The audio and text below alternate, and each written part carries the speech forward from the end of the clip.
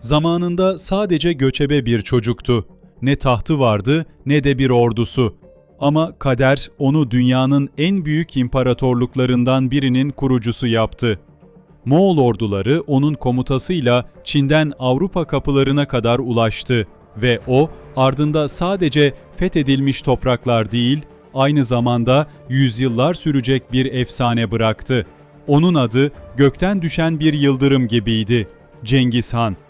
1162 yılının Ocak ayında Onon Nehri'nin sağ kıyısında bir erkek çocuk dünyaya geldi. Moğolların Kıyat kabilesine bağlı Borçigin ailesinin reisi Yesügey Bahadır'ın oğlu olan bu çocuk, Moğolların gizli tarihinde belirtildiğine göre avucunun içinde bir parça kan pırtısıyla dünyaya gelmişti. Eski dünyada herkes tarafından iyi bilinirdi ki bu Tanrı'nın bildirdiği bir hükümdarlık işaretiydi. Anne tarafından Türk olduğu da bilinen Yesügey bir seferinde göç esnasında unutarak geride bırakmasına bakılırsa çok değer vermediği oğluna, Tatarlarla yapılan bitmez tükenmez savaşlardan birinde esir alıp öldürdüğü bir düşmanının Timuçin'in adını verdi. Cengiz Han daha 9 yaşlarındayken babasıyla birlikte ileride hayatını birleştireceği eşini seçmek üzere bir yolculuğa çıktı. Babayla oğlun çıktığı bu yolculuğun amacı annesi Höölü'nün kabilesini bularak bu kabileye mensup bir kızı eş olarak seçmekti. Fakat işler planlandığı gibi gitmedi. Uzun yolculukları sırasında kendilerine eşlik eden ve Börte isimli bir kızı olan Ongirat kabilesinden day seçenle yakınlaşan Yesügey, iki çocuğun birbirlerinden hoşlanmasını da fırsat bilerek kararını değiştirdi ve oğluna Börte'yi istedi. Taraflar arasında söz kesildikten sonra Moğol adetlerine göre bir süre müstakbel eşinin ailesine hizmet etmesi gereken oğlu Timuçin'i orada bırakan Yesügey, obasına gitmek üzere geri döndü. Dönüş yolunda Yesügey'in başına bir felaket geldi. Aralarında daha önceden husumet bulunan Tatarlarla karşılaştı. Onların düzenlediği şölene katılmak zorunda kalan Yesügey burada zehirlendi ve son anda bunu fark ederek kaçıp sağ salim dönmeyi başarsa da aldığı zehirin tesirinden kurtulamayarak kısa bir süre sonra öldü. Yaşanan bu acı olay üzerine Timuçin eşi Börte'yi bırakarak obasına geri döndü. Babasının ölümüyle zor dönemlere giren ailesini zorlu ortamdan çıkarmak için mücadele etmeye başladı. Bu zorlu koşullarla mücadelesi onu Cengiz Han yapacaktı. Timuçin'in babası Yesügey'in ardında 2 eş ve 7 çocuk kaldı. Onlar bu dönemde Onon Nehri civarlarında bulunan Taycuyutlarla birlikte onların kontrolü altında yaşamaktaydı. Fakat onun ölümünün ardından oldukça kalabalık ve topluluğa herhangi bir katkısı olmayan ailesinden kurtulmak isteyen Taycuyutlar bir gece vakti onları ölüme terk ederek gittiler. Bu gelişme aileyi oldukça zor bir duruma soktu. Bu olay yaşandığında daha 20'li yaşların ortalarında bir kadın olan Höelün, ailesinin yok olmasına izin vermeyecek kadar güçlü ve iradeli bir kadındı. Çocuklarının karınlarını doyurmak ve onları korumak için gece gündüz durmadan yiyecek arayan, onlara farklı farklı meyveler, otlar ve ağaç kabukları ya da kökleri getiren Höel'ün gayretleri karşılıksız kalmadı. Ve nihayetinde aile, soğuk kış aylarında fare ve köpek gibi hayvanların derilerinden elde edilen basit kıyafetler giyerek hayatta kalmayı başardı. Bazı ağaçların uçlarına sivri kemikler yerleştirdiği oklar, dikiş iğnelerinden oltalar yapan ve bu silahlarla avlanmaya çıkan Timuçin, bu zorlu süreçte birçok kimseyle tanışarak sıkı dostluklar kurdu. Bunlardan en önemlisi kuşkusuz onun hayatında çok önemli yere sahip olan ve kabileleri arasında uzaktan akrabalıkta bulunan Kemuka idi. Onon Nehri civarında pek çok kabile yaşamaktaydı ve bunlardan biri de Kacırat kabilesiydi. Kamuka da bu kabileye mensuptu. Kamuka ile Timuçin tanıştıklarında henüz 10 yaşındaydılar. Birlikte ava çıkıyor, oyunlar oynuyor ve geleceğe dair planlar yapıyorlardı. Beraber geçirdikleri süre boyunca çok iyi anlaştılar. Birbirlerine hediyeler vererek kardeşlik andı içtiler ve kan kardeşi oldular. Bu bir anlamda birlikte bir tercihte bulunarak kurmuş oldukları bir kardeşlikti. ve kişinin tercih hakkına sahip olmadığı soya bağlı kardeşlikten daha güçlüydü.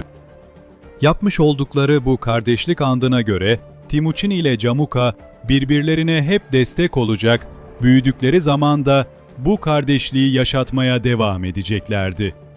Bununla birlikte bir süre sonra bölgeden ayrılan Cacırat kabilesinin sonraki kış mevsiminde kışlamak üzere geri gelmemesi üzerine iki arkadaş arasındaki bağ zorunlu olarak koptu.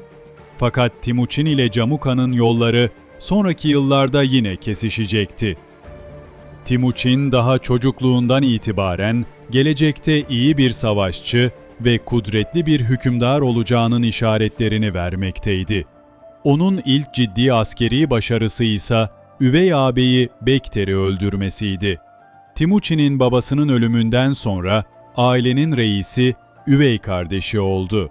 Yaşça aralarında pek fazla fark olmadığı düşünülen üvey kardeşi Moğol geleneklerine göre büyüyünce Timuçin'in annesi Höölün ile evlenecek ve aileyi idare edecekti. Höölün'ün de bu evliliğe hazır ve razı olduğu yaşananlardan anlaşılıyordu.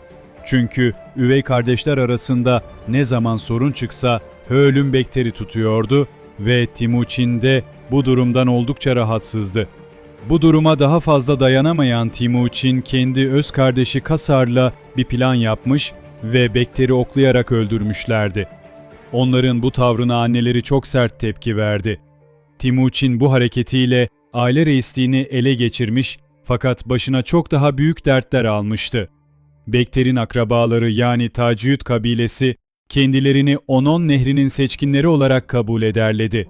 Mensuplarına yapılan bu saldırıyı kendileri açısından büyük bir tehdit olarak algıladılar ve dolayısıyla Timuçin'i cezalandırmaya karar verdiler. Kaçmayı başaramayarak yakalanan Timuçin, tahta bir boyunduruğa bağlanıp gözetim altına alındı. Boynuna geçirilen ve iki tarafında ellerinin geçirildiği delikler olan boyunduruktan dolayı hareket edemiyor, yardım almadan yemek bile yiyemiyordu. Tacıyutların kendisini göz altında muhafaza etme görevini verdikleri ailenin şefkatli davranışları ile daha katlanılabilir hale geldiği anlaşılan bu esaret uzun süre devam edecekti. Tacıyutların esaretinden kurtulduktan sonra ailesinin yanına dönen Timuçin'in ilk işi uzun yıllardan beri kendisinden haber alamadığı eşi Börte'yi aramaya çıkmak oldu. Üvey kardeşi Belgüte ile birlikte gittiği Dayseçe'nin obasında onu kendisini beklerken buldu. Evlilik yaşı geçmeye başlasa da Börte inatla onu beklemeyi sürdürmüş, gelmesini beklemişti. Sevgili eşi Börte'yi de alarak geri dönen Timuçin'in Moğol adetlerine göre evlendiği zaman babasına bir elbise hediye etmesi gerekiyordu. Fakat babası öleli uzun yıllar olmuştu. Bu durumu fırsat olarak değerlendiren Timuçin, babasıyla eskiye dayanan bir dostluğu olan Türk kökenli Hristiyan Kereit kabilesinin güçlü lideri Tuğrula'nın yanına giderek elbiseyi ona takdim etti. Bu hareketiyle bir anlamda ondan babası olmasını talep ediyor. Böylece bir yandan çok sayıda Moğol kabilesini bir araya getiren ve hatırı sayılır büyüklükte bir kuvvete hükmeden Kereitlerin korumasını temin etmeyi, diğer yandan ailesini güvence altına alarak düşmanlarının saldırıları karşısında onları koruyabilmeyi umuyordu. Kardeşleri Kasar ve Belgüte'yi alıp yanına gittiği Tuğrul Han tarafından coşkuyla karşılanan Timuçin, kendisini oğlu olarak kabul eden bu hükümdarın teklif ettiği komutanlık önerisini kabul etmeyerek obasına dönse de Han'a tabi olarak ne kadar isabetli bir karar aldığı bir süre sonra anlaşıldı. Annesi Höölün'ün kabilesi olan ve yıllar önce babasının annesini kaçırmasının intikamını almaya karar verdikleri görülen Merkitlere karşı mücadelesinde en büyük destekçisi Kereitler olacaktı. 18 yıl önce yaşananların intikamını almak amacıyla bir şafak vakti Yesügey'in obasını basan Merkit savaşçıları kendilerine karşı koyabilecek güce sahip olmadığı için kaçıp günümüzde Kentey Dağı denilen Burhan Haldun Dağı'na saklanan Timuçin'in amaladıktan sonra karısı Börte'yi kaçırdılar. Yaklaşık 2350 metre yüksekliğe sahip olup Moğollar tarafından kutsal kabul edilen bu heybetli dağda 3 gün dua edip bir çıkış yolu arayan ve ne yapacağına karar vermeye çalışan Timuçin, sonunda manevi babası Tuğrul Han'a başvurmaya karar verdi. hem ailesini kurtarabilmesi hem de intikamını alabilmesi için kendisine yardım edebilecek tek kişi olarak Tuğrul Han'ı görüyordu. Merkitlerle kendi kabilesi arasında eski bir kan davası olan Han, Timuçin'in onlara saldırma teklifini hiç düşünmeden kabul etti ve derhal harekete geçtiler. Tuğrul Han'ın kendisine destek olarak verdiği askeri birliklerin başında ise Timuçin'in çocukluk arkadaşı ve kan kardeşi Camuka bulunuyordu. Timuçin ve Camuka Selenge Nehri civarlarında bulunan Merkit Obası'na yürüdüler. Ani bir baskınla hezimete uğrattıkları Merkitler, bozgun halinde kaçarken karısı Börte'yi bulan Timuçin'i bir sürpriz bekliyordu. Börte hamileydi. Kaçırıldıktan sonra bir Merkit'e eş olarak verilen Börte'nin 1179 yılında dünyaya getirdiği oğlan çocuğa aniden ortaya çıkan ve ansızın dünyaya gelen gibi anlamlara gelen Cuci adını veren Timuçin, onu diğer çocuklarından hiçbir zaman ayırmayacak, kendi soyundan gelen bir hanedan mensubu gibi yetiştirecekti. Merkitleri mağlup ederek karısı Börte'yi kurtardıktan sonra kan kardeşi Camuka ile aralarında olan kardeşlik akdini yenileyen Timuçin, kendi küçük obasını Camuka'nın büyük ve güçlü obası ile birleştirmeyi kabul etti. Bu durum, o zamana kadar dağlarda yaşayan Timuçin ve ailesi için bozkırlara inerek yeni bir hayat tarzını benimseme anlamına geliyordu. Ayrıca bu gerekliydi. Çünkü küçük bir oba olarak varlıklarını devam ettirebilme imkanları giderek azalmaktaydı. Her gün yeni bir tehlikeyle karşılaşıyorlardı. Küçük kalmak, Moğollar gibi konar göçer yaşam süren bir topluluk için hiç uygun değildi. Kendilerini koruyabilmek için güçlü olmak zorundaydılar. Bunun yolu da ancak başka bir obayla birleşmekten, yeni ve büyük bir obanın üyesi olmaktan geçiyordu. Fakat oldukça makul gibi görünen bu seçenek, Timuçin ve ailesi için yeni sorunların ortaya çıkmasıyla sonuçlandı. Aradan fazla zaman geçmeden kan kardeşi ve dostu Camuka ile anlaşmazlığa düşen Timuçin, ondan ayrılarak kendi yolunu çizmek zorunda kalmıştı. Timuçin ile Camuka'nın aralarının açılmasının nedeni, taraflar arasında bir süre sonra kaçınılmaz olarak ortaya çıkan iktidar çatışmasıydı. Görünüşte Timuçin, kan kardeşi Camuka ile birlikte olmaktan son derece memnun gibi görünüyordu. Birlikte seferlere çıkıyor, av yapıyor ve hakimiyetleri altındaki Moğol kabilelerini idare ediyorlardı. Fakat göz önünde olmayan ve Timuçin'i içten içe rahatsız eden bir sorun vardı. O da Camuka, Timuçin'e küçük kardeşi gibi davranmasıydı. Üvey abini dahi kendisine rakip görüp öldüren Timuçin için bu çok katlanılacak bir durum değildi ve buna uzun süre dayanabilmesi mümkün görünmüyordu. Camuka da bunun farkındaydı ve bir an önce Timuçin'den kurtulmanın kendisi için daha iyi olacağını düşünmeye başladı. Kan kardeşler arasında devam eden örtülü anlaşmazlık 1081 yılının bahar aylarındaki göç esnasında su yüzüne çıktı. Ailesi ve kendisiyle hareket edenlerle birlikte bir gece vakti Camuka'nın yanından kaçan 19 yaşındaki Timuçin, bu tarihten sonra kendi yolunu çizecek, yanına topladığı ve iradesi etrafında bir araya getirdiği Moğol topluluklarıyla kan kardeşine karşı mücadeleye girişecekti. İki eski dost arasındaki bu mücadele uzun soluklu olacak ve yaklaşık 20 yıl devam edecekti. Camuka'dan ayrıldıktan 8 yıl sonra 1189 yılında Mavi Göl yakınlarındaki Bozkır alanda taraftarlarını bir araya toplayan Timuçin, burada düzenlediği kurultayda Han unvanını aldı. Henüz 27 yaşında olan ve Han unvanını almakla Camuka'nın etrafında toplanan Moğolları da kendi yanına çekebilmenin hesabını yapan Timuçin, bir yandan da Tuğrul Han'a elçiler göndererek kendisine olan tabiyetini yineledi. Bu şekilde Tuğrul Han'ın da onayını alan Timuçin, ileride inşa edeceği devasa imparatorluğun ilk adımı olan hanlığının temellerini oluşturmaya başladı. Yaklaşık 10 yıldan beri kendisine sadakatle hizmet etmekte olan iki has adamı, Burku ile Celme'yi özel yardımcılığına tayin eden ve kardeşi Kasar'ı obanın ikamet ettiği kampın korunması, üvey kardeşi Belgüte'yi de oba hayvanlarının muhafaza edilmesi gibi görevlere getiren Timuçin, bir de özel muhafız birliği oluşturdu. 150 usta savaşçıdan meydana gelen bu birlik, gece ve gündüz obanın korunmasından sorumluydu. Timuçin'in giderek daha güçlü ve sistematik bir yapıya bürünmeye başladığı anlaşılan hanlığı karşısında Gamuka'da kayıtsız kalmadı. Sonuçta Timuçin'in kendisine han seçtirmesinin üzerinden bir yıl bile geçmeden eski dostunu savaşmaya çağırdı. Görünen neden bir sığır hırsızlığı esnasında Timuçin yanlılarından birinin Gamuka'nın akrabalarından birini öldürmüş olmasıydı. Aslına bakılırsa oldukça sık rastlanan bu olay, iki kabilenin karşı karşıya gelmesini gerektirecek kadar önemli değildi. Burada Gamuka'nın esas derdi, katledilen akrabasının kanının peşine düşmekten ziyade, gün geçtikte daha güçlü hale geldiği açık bir biçimde görülen Timuçin'i saf dışı bırakmaktı. Küçük bir aşiret reisi olarak kendi hükmünü tanıdığı günlerin üzerinden daha 10 yıl bile geçmemişti. Fakat o şimdi han unvanını alarak kendisini Moğolların büyük liderlerinden biri olarak görmeye başladı. Eğer durdurulmazsa başta kendisi olmak üzere bütün Moğol beylerini hükmü altına alması ve bütün Moğolların hanı olması kaçınılmaz sondu.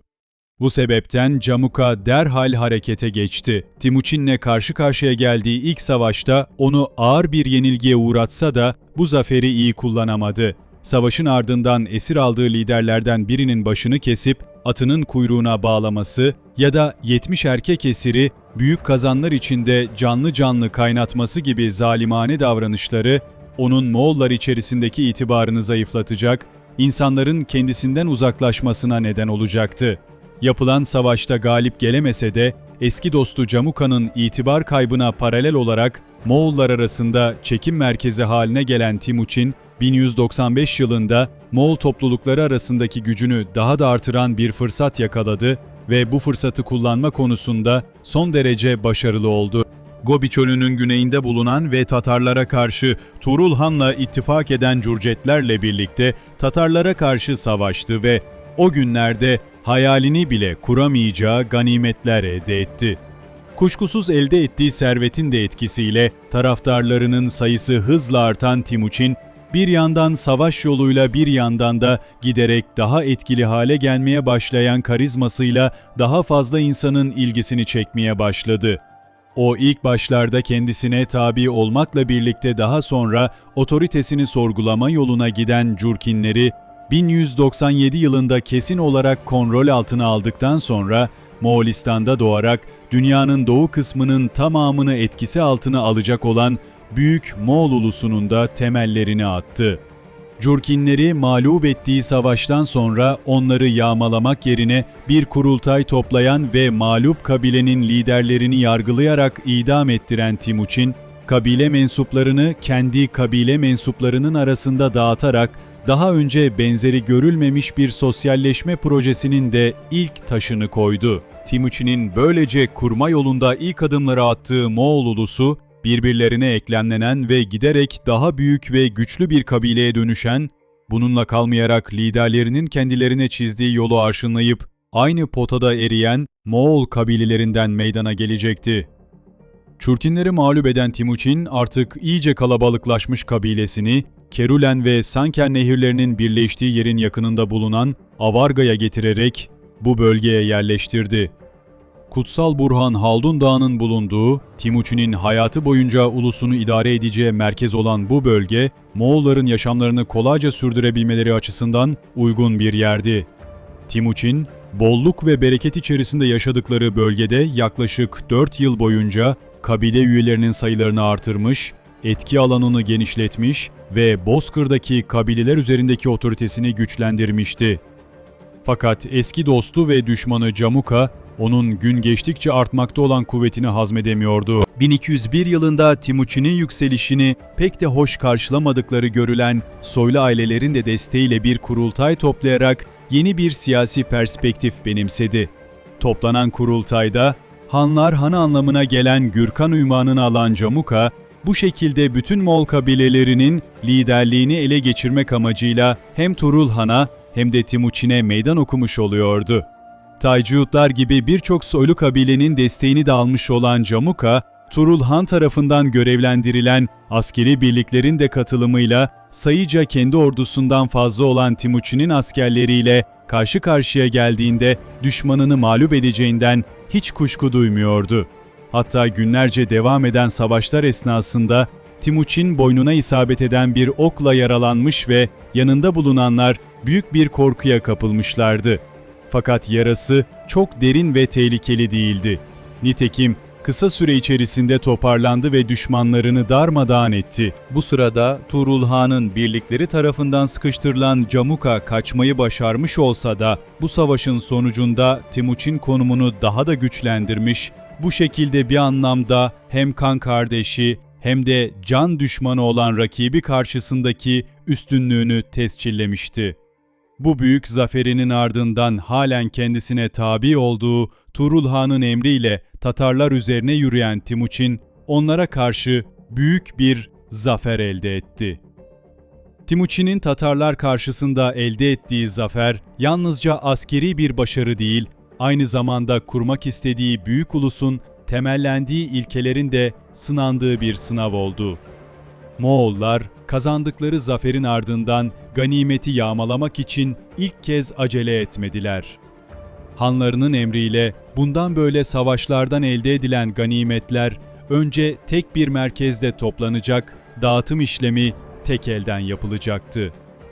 Yeni koyduğu ganimet paylaşımı ilkelerine uymakta isteksiz olan ve savaş esnasında ganimetleri yağmalayarak efendilerinin emirlerine isyan eden adamlarını en ağır şekilde cezalandıran Timuçin, bu konuyla ilgili başka kurallar da koydu. Her asker ganimetten aldığı payı savaşta ölen bir askerin dul eşi ve yetimleriyle paylaşacaktı.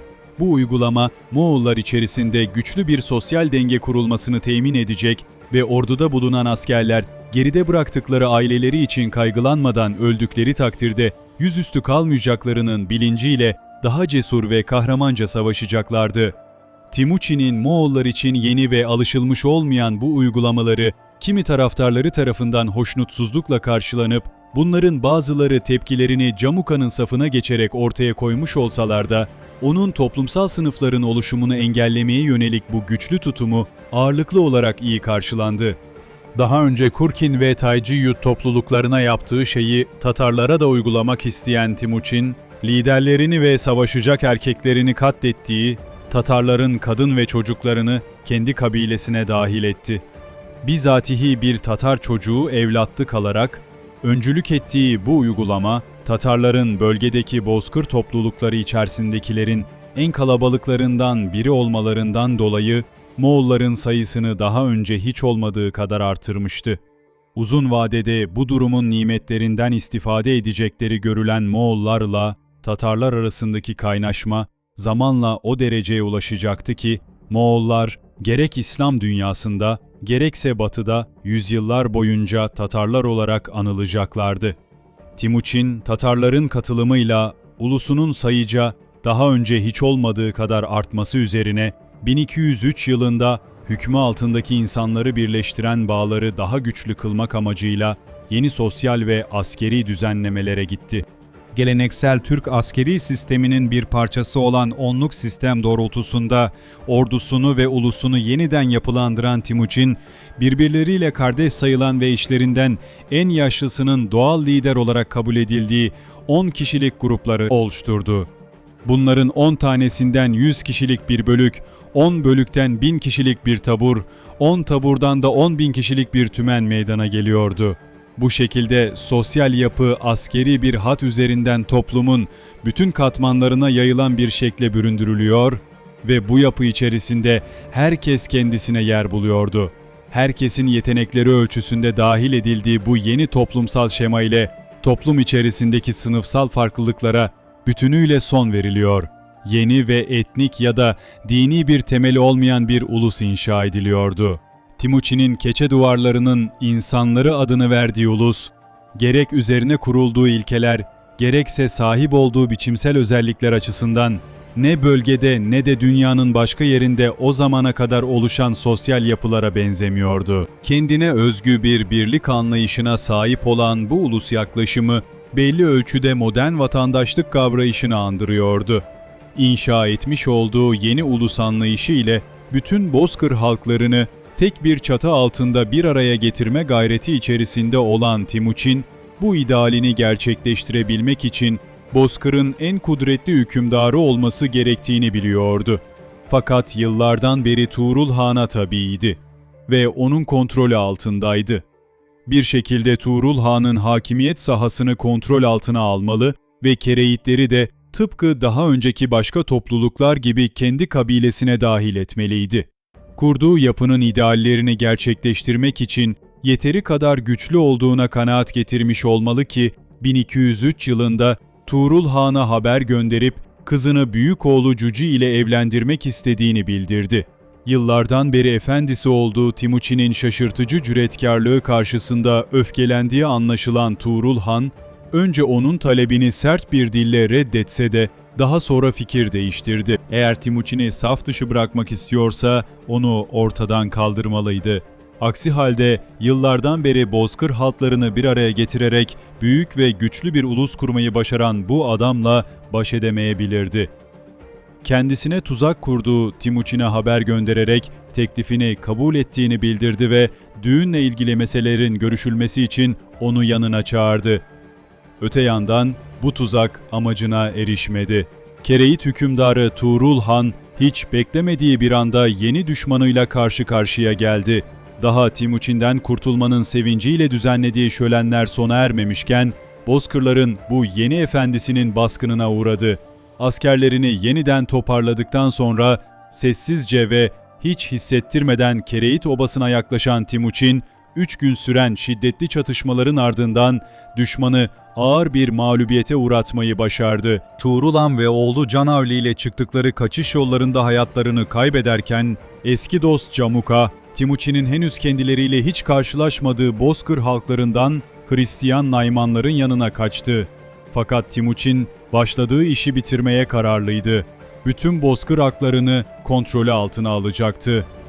Kereitlere karşı kazandığı zaferin hemen ardından yeniden harekete geçen Timuçin, 1204 yılında Naymanlar üzerine yürüdü ve Burhan Haldun Dağı'nın batısında karşı karşıya geldiği Nayman hükümdarı Tayan Kan'ı ağır bir mağlubiyete uğrattı. Han'ın oğlu Küçlük Kara-Hıtay bölgesindeki Tianshan dağlarına kaçarken Camuka'da ormanlık bölgelere giderek izini kaybettirdi. Fakat Camuka'nın kaçışı sonsuza kadar devam etmeyecekti.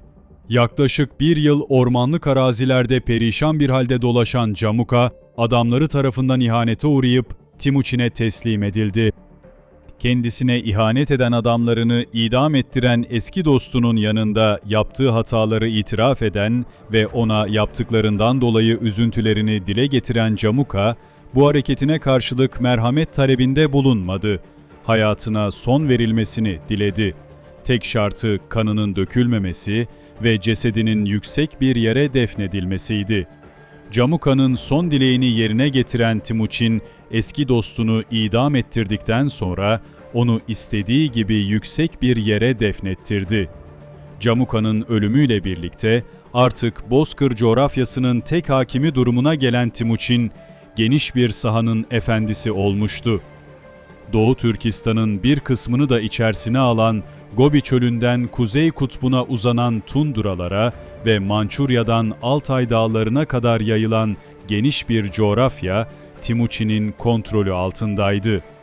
Şimdi sıra bu geniş sahada yer alan halkları merkezi bir siyasi yapının etrafında bir araya getirme ve onları müşterek bir varoluşa sahip bir ulus haline getirerek Büyük Moğol İmparatorluğunu kurmaya gelmişti. 1206 yılında Burhan Haldun Dağı yakınlarında Onon Irmağı kıyısında 9 parçalı Aktu dikildi ve o güne kadar Bozkır halklarının şahit olmadığı büyüklükte bir kurultay toplayan Timuçin, soy, kabile ve aşiretlerden kaynaklanan ünvanları ve kişiler ya da gruplar arasında hiyerarşik ilişki meydana getiren imtiyazları kaldırdı. Kendisi de haşin, sert tabiatlı, cihan hükümdarı, göklerin oğlu, güçlü, gözü pek ve mükemmel savaşçı gibi anlamlara geldiğine dair çeşitli değerlendirmeler bulunan Cengiz Han ünvanını aldı.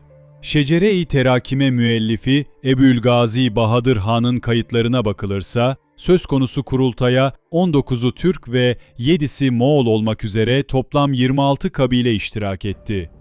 Cengiz Han, Büyük kurultayın ardından bir rivayete göre yeni devletinin merkezini o sırada aynı zamanda doğum yeri de olan Dölün-Boldak'tan aslında bir şehir olarak daha sonra geliştiğini bildiğimiz Karakurum'a nakletti. En güvendiği adamları Altan, Hucar, Saçıya Bey'i ve Darıya'dan oluşan bir danışma meclisi oluşturdu. Sayı olarak yaklaşık 1 milyon kişiye ulaştığı tahmin edilen halkına Yeke, Büyük Moğol Ulusu adını verdi ve bu tarihten itibaren 6 yıl boyunca çeşitli etnik gruplardan meydana gelen ulusunu tek bir millet haline getirecek faaliyetlere yoğunlaştı.